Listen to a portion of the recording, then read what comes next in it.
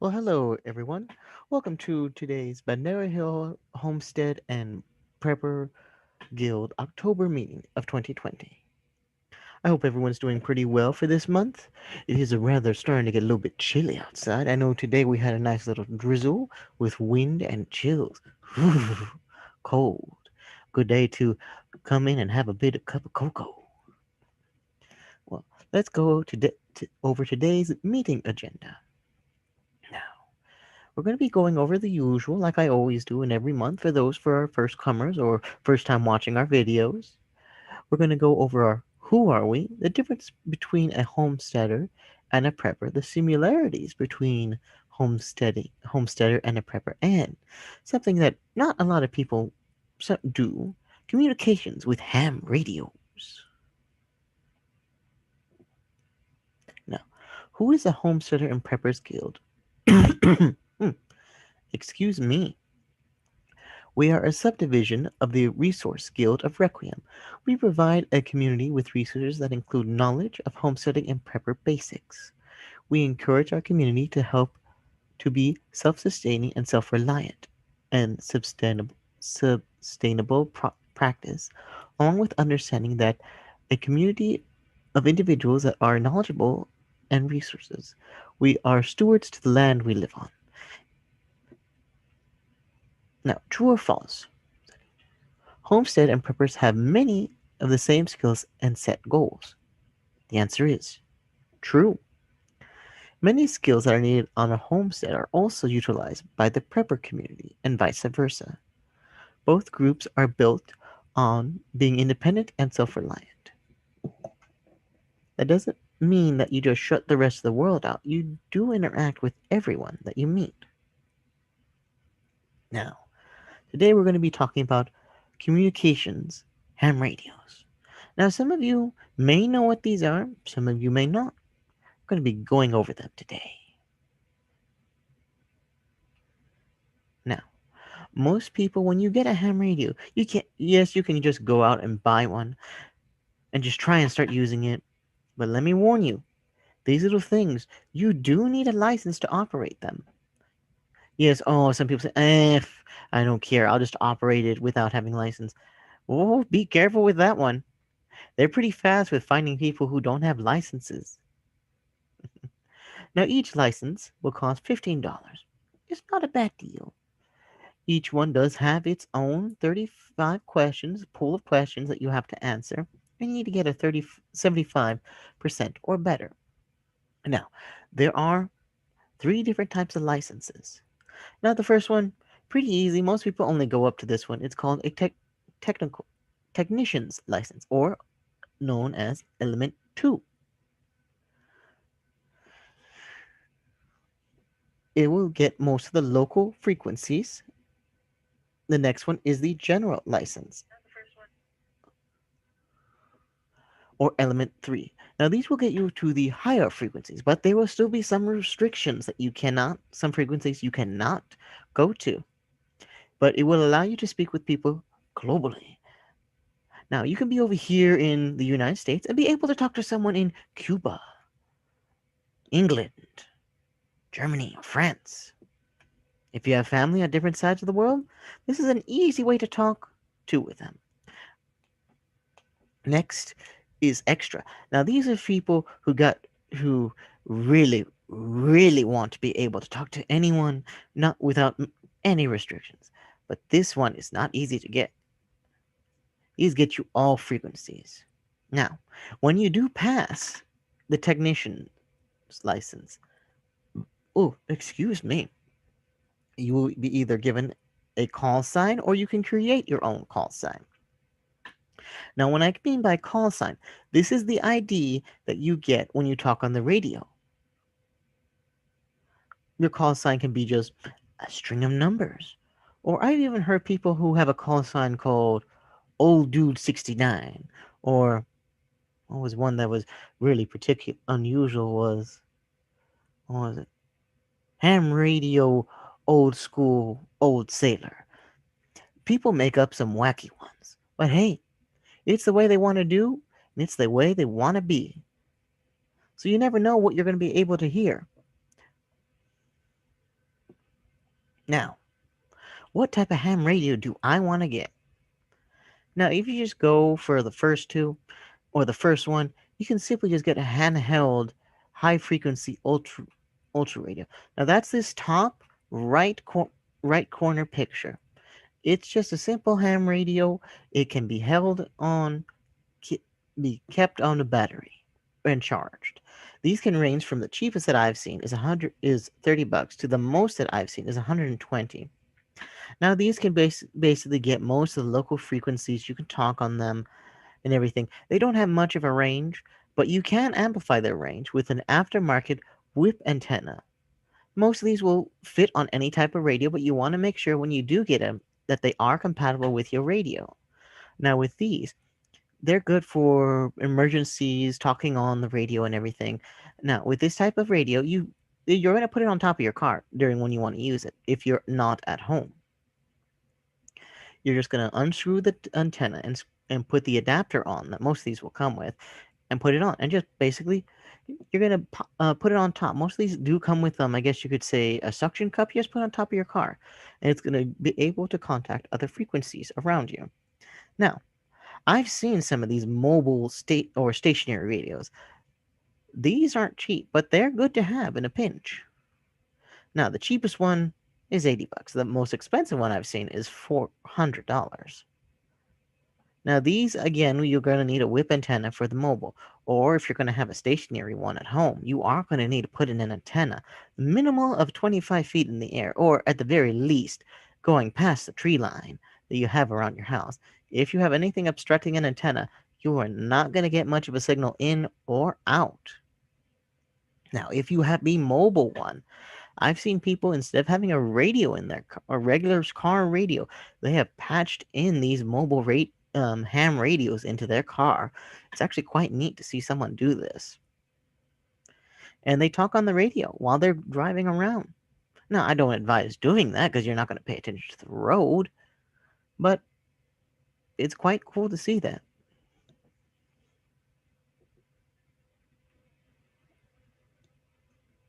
Now, this one is for someone who is really, really into it. This is one that, whew, whoo-wee, you're going to spend a lot of money doing this. I mean, whew, a lot. This is what we would call a Radio Shack. And no, I don't mean the Radio Shack like the store. This is an old, well, not old, but a Radio Shack. This is what I mean.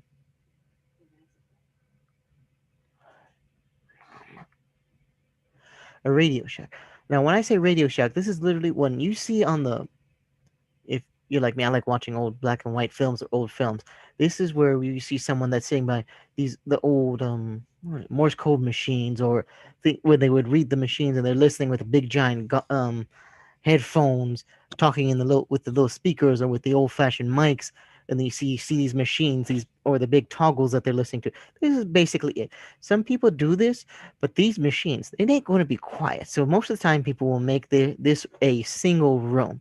Sometimes it's down in the basement, out in a garage, or in a shed. You are going to need some major supplies for this and a dedicated power supply. Now, I've never seen anyone make these, nor have I seen someone do this. But I did do a little bit of research, and this is just the basic you need. You can do more into it. You can also, if you are willing to do this, they do have information on this if you want to, and also find them at arrl.org. This is the Amateur Radio Relay League. It is a volunteer one that you can find. Oops, sorry about that. More information on this. But this is what I found. For this, you're going to need a dedicated power supply, because this is going to eat some power. Dedicated space. As I said again, I've found people. Oh, excuse me again. Most people are going to want to do this with just. Most people do this like in the basement, garage, or even I've seen people do this in shacks. Now, you're going to need a rig. When I say rig, you may need a receiver and transmitter. This is something that's going to be able to receive a lot of signals and something that's going to be able to transmit a lot of signals. And a lot of nowadays, people use computers.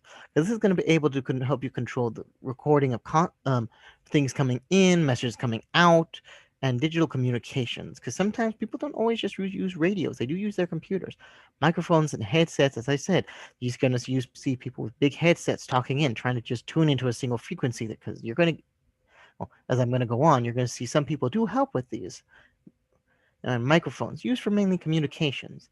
And you're also going to need antennas. Some people just use the vertical whip, but you're going to also, if you're going to really get down into doing this, you're going to need a super-sized directional beam antenna. Those are those big antennas you sometimes see with big dish, or as I like to call it, big old giant, well, the old TV antennas, basically.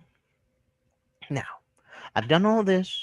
I've gotten my license. I've gotten my um radio, my ham radio. Now what do I do next? Do I just try and flimsy around and just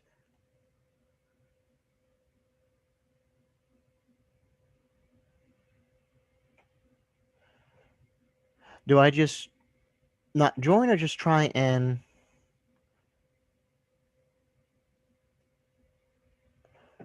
get through it? Try to do it all by myself? Or do I see if there's anyone who can help me? Now, that's where these organizations come in. Most towns will have a local ham radio organization.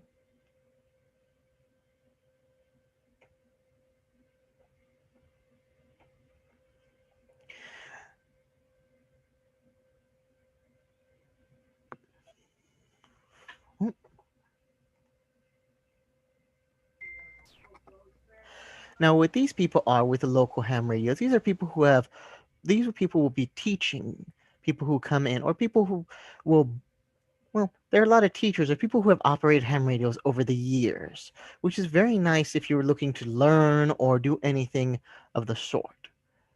They are mostly community people who, well, they like operating ham radios. They're very nice people. I've met a few people from, well, where I am.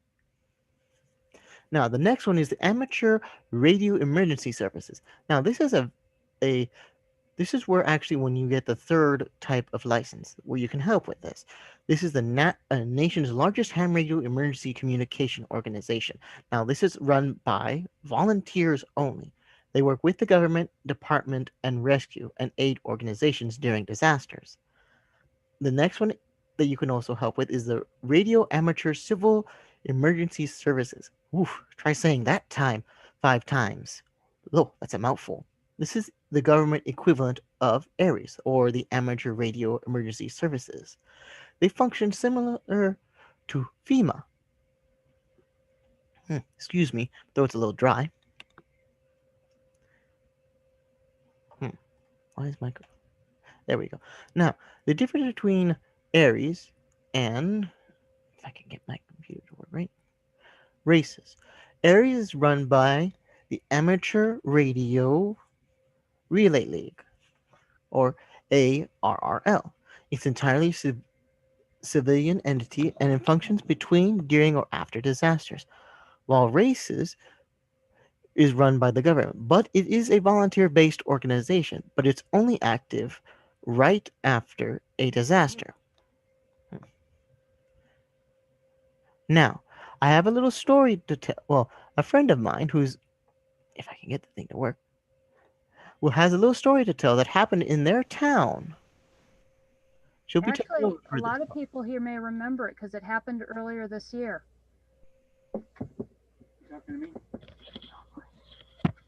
You still there, Sanchez? Yes, go ahead. Take it's your part now. Earlier this year, out in Bandera, we lost all of our cell phone towers. We lost landlines. The entire network out here went down. We had no way of contacting anybody. We couldn't go online with the internet. We couldn't call, couldn't pick up the phone. At the time, I still had a landline for the business. We couldn't pick up the phone for that to call for help or anything. And I have a disability. I deal with syncope episodes, which is where I pass out or I have seizures. And I ended up having a real bad syncope episode, and it was not caught by the dogs. And I ended up going down our stairs in front of the trailer. I got hurt, as happens when you when you fall 3 feet, in a very ungraceful like manner. And I had no way of calling for help. I had no way of calling my husband at work to tell him what happened. I had no way of calling even the other house on the property. What I did have was handheld radios. They are a lower frequency. They run on the citizens bands, but the concept is still the same. I managed. There was an app actually on my phone, um, which I would have normally used, but since we had no cell phone service, my phone didn't work.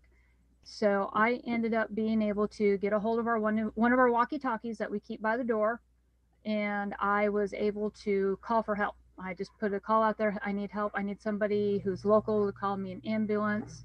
This is where I live. And this is how I ended up meeting my next door neighbors, and finding out that he was a volunteer firefighter. Is he heard me call? He heard me on the radio. I actually got hurt pretty bad. And was a very hurting unit. My blood pressure was was dangerously low. So had I not had this Citizens Band radio, and I do have ham radios as well, but I need to recertify before I can hop back on it and put one more thing on the honeydew list of putting up a base station with antenna, but we're not going to say that very loud. um, yeah, so it is a an amazing tool when modern technology fails us. Our FM, our AM bands, our citizen bands radios, our ham radios, all of those are still going to function. Those are not dependent upon repeater technology. They're not dependent upon a repeater to boost your signal. You can control how much signal output you have. One of the fun things is that I am in a group that is ham radio operators in the International Space Station. And I just recently joined that group to discover that actually back on August 29th when we had our UFO minicon, and there was a passover at 11:47 a.m., which means that we would not have been able to see it in our sky because it was daylight. We had a shout out from one of the astronauts saying, "Oh look, and we're now cruising over Space Station Requiem." And somebody saved that little clip, and I'm trying to find it again because they had tagged me in it. But I did find a conversation thread of where if they know where they're at, they'll give shout outs. They'll say, "Hey, how do you doing?" When you get into amateur radios, depending on how much power output you have, you can be talking to the International Space Station. I used to talk on Skipland. I'm originally from South Dakota, and I have a lot of family in Ireland. And my old base station was powerful enough to hit Skipland and talk to my family in Ireland, all for the cost of using power. I didn't have to log in anywhere or anything. I just had to wait for the signal to bounce to them. It took a little bit. We had a couple minutes delay. I think it was like 5 minutes delay, but it was pretty awesome to be able to talk with them on old school technology. I'm done yapping my trap. And as Robin said, what she did with the local radio, that's also what we would call a distress call, if I remember the term correctly. Yes, it is a distress call. Used to be that law enforcement agencies monitored Channel 9 on the Citizens Band radio. It was very disheartening to find out that they no longer do that with all the technology, that nobody there actually had a radio. He said it was a fluke that he actually heard me. A lot of it was the proximity to each other, and I was on a frequency very close to the frequency that he was already chatting with somebody on. So we had what's called bleed over. My conversation was on a just a little bit different frequency, and it bled over onto his conversation. That's also a challenge that we run into when we use handheld CB radios for event communication versus trying to rely on a text message, and somebody may or may not hear their text message, but everybody can hear that you're being paged on a radio. Um, if somebody has a big base station like he does that's near us, that there's a two channel two channels on the CB. It says on a 19 channel station, 21 channel station, that we can't use because we're so close to his frequency that he talks to people on. So there's give and takes, there are pluses and minuses. If you've ever watched Terminator, I think it's Terminator 3, where they end up in the old bunker warehouse, and I it was believe so. pure citizen bands radios and ham radios is everybody that was calling in. So that is a fictional world application, but is actually something we can use in a real world scenario of preppers and homesteaders. It's kind of nice to know that you're not alone, even when the person's not right there next to you, and to hear a voice. There's something about when you're panicked, you're scared, you might be hurt, maybe a loved one is hurt, and there's this voice on the other end of that they're not there in the crisis, so they're able to remain calm while they get help to you. So it's a very cool thing. I'm definitely looking forward to getting me recertified as a ham radio operator. Maybe Matt and the kids and other people will join us. I mean, that's something we can certainly look into for a future event, like maybe the spring and fall. There's Medina has a ham radio group that's all amateurs. They're an arms group. They're an all amateur radio group. That they like to go to schools and do presentations. So maybe next year we can talk them into adding in their demonstration or certification process as a part of our spring and fall bazaar. But that is something that we have to reach out to them and find out that it's feasible first. Sorry, I am multitasking, Christopher, because we do have the other meeting getting ready to start in a half an hour that I've got to let people know. That's all right. All right. Now, why isn't it moving? All right. If you have any questions, feel free to put them down at the chat. I'll answer them as soon as I can. And I do hope everyone enjoyed the movie today. Not movie. Enjoyed The the PowerPoint presentation. presentation. Yeah, Sorry. quick announcement. I don't know if you said anything to anybody. I know there's a couple people who are looking at meeting us out there at 6 o'clock. The shindig is actually closed. They are in there taking care of some personal matters before they have to go deal with some personal business. That it is closed, as you can tell by my backdrop. I'm up in my cubby. Um, so we will not be having the Ren Fair Planning Committee meeting up at the Shindig. I'm going to do the best that I can online with a Zoom meeting starting at 6 o'clock. I'm gonna I put the meeting room ID onto the Ren Fair Bandera County's page, and I'm trying to get it into as many groups as I can right away, so that way we can get answers for people. Okay. All right. I hope everyone enjoyed the presentation.